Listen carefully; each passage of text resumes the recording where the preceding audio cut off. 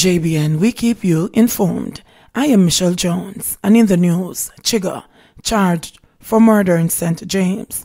The St. James police arrested and charged 23-year-old Andre Jeffrey, otherwise called Chigga, a laborer of Lovers Lane, Adelphi, for murder, following an incident that took place on Tuesday, September 22. The deceased has been identified as 34-year-old Adrian McIntyre, otherwise called Gubby, also of Lovers Lane. Reports are that about 9:30 p.m., McIntyre and Jeffrey were among a group of patrons at a shop when an argument developed. A struggle ensued, during which Jeffrey allegedly pulled a firearm and fired several shots, hitting McIntyre.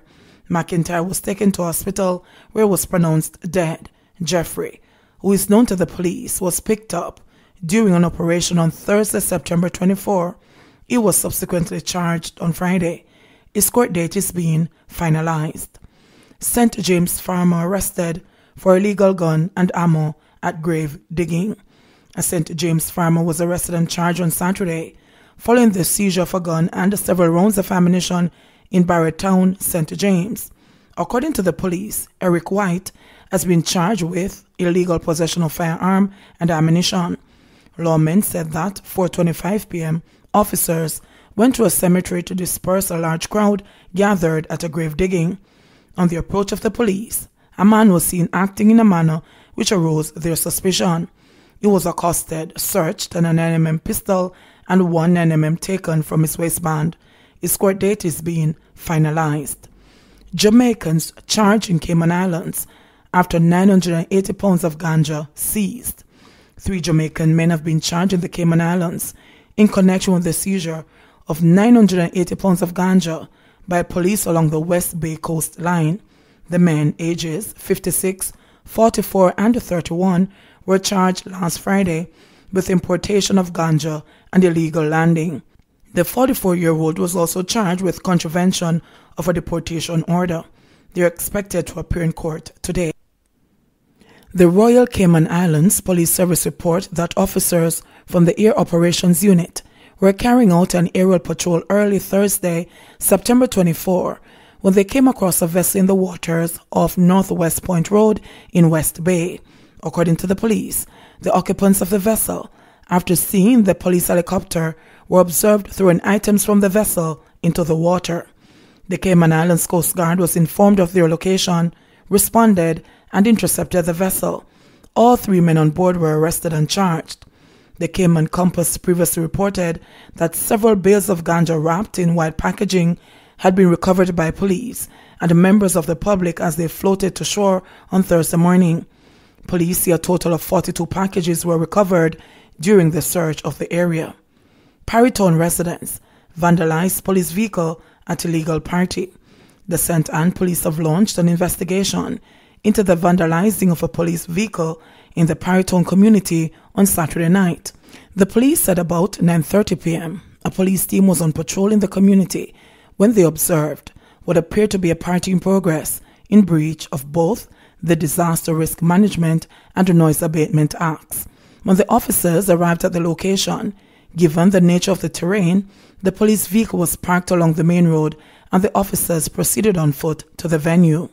The police said the officers instructed that the music be turned off, warned the patrons, and instructed them to go home.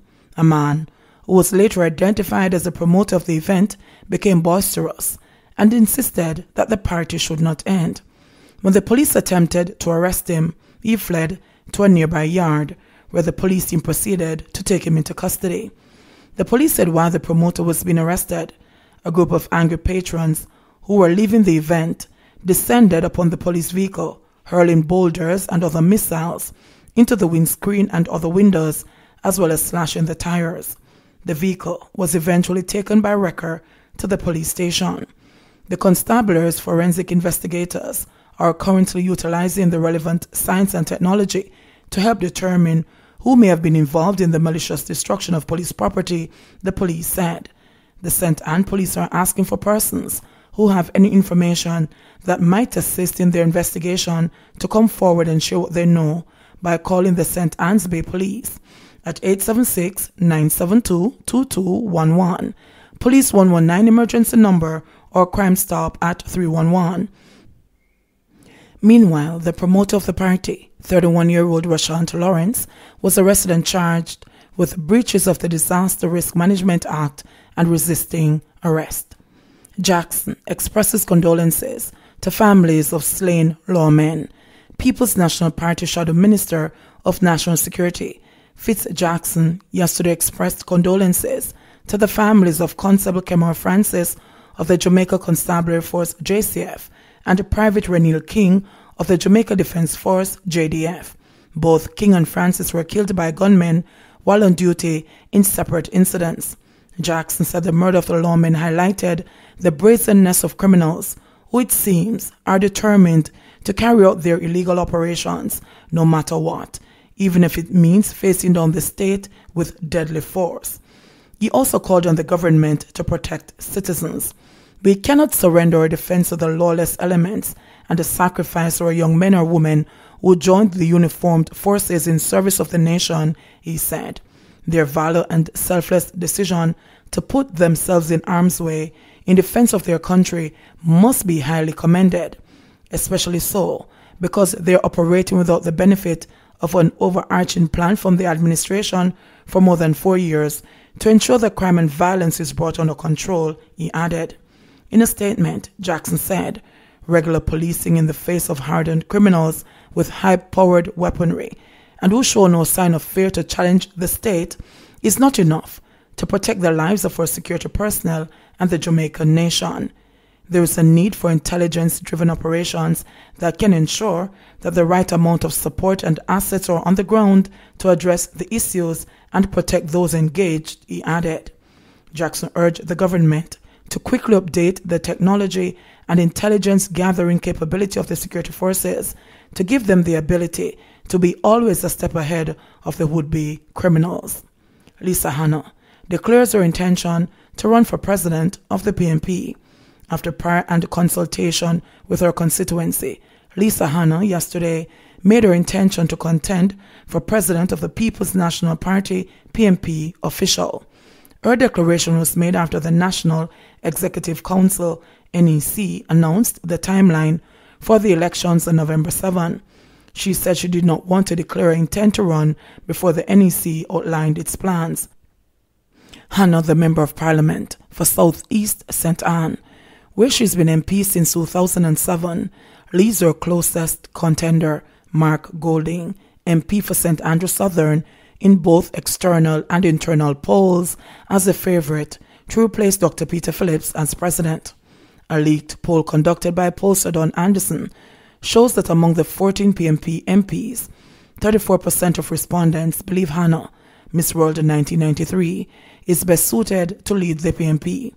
Golding was 8 percentage points behind, followed by the outgoing General Secretary Julian Robinson, 14%. Philip Paulwell, Vice President and MP for Kingston East, 5%, and Michael Phillips, MP for Manchester North Western and the son of Dr. Phillips, 2%. Hanna's lead widened among respondents who identified themselves as PNP delegates, 43% of whom wanted to see her rise to lead the party compared to 21% for Golding. Hanna, who represents a constituency normally seen as a safe seat for the PNP, narrowly retained her seat by 32 votes. Meanwhile, Vice President of the People's National Party and a 3-time Member of Parliament for Manchester North West, Michael Phillips, today confirmed that he will not be offering himself for the presidency of the party when it holds an internal election on November 7. In a statement today, Phillips said his comments to the media at yesterday's meeting of the party's National Executive Council, NEC, have not been reported clearly. He added that he is now stating beyond the peradventure of doubt that he will not seek the presidency. The PNP Vice President said that he is willing to serve his party whenever asked, but wished at this time to be involved in the rebuilding efforts to ensure a strong and viable PNP in the near future to complete the mission of our founding fathers. He thanked party members and the supporters who had approached him, but said he wanted to be clear on his immediate plans. Stepson charged for wounding stepfather. Andre Bliss, 20, is to appear in the Westmoreland Parish Court to answer to charges stemming from allegation that he stabbed his stepfather on Thursday, September 24. According to reports from the Savlamore Police, Bliss and his stepfather were at their home on Rickett Street in the parish when a dispute developed. The dispute escalated, and Bliss allegedly used a knife to stab his stepfather several times in the neck and arms. A report was made to the police, and Bliss was subsequently arrested and later charged with wounding with intent. JBN, we keep you informed. Please remember, subscribe, like, share, leave us a comment, and click the notification bell to receive our daily news items.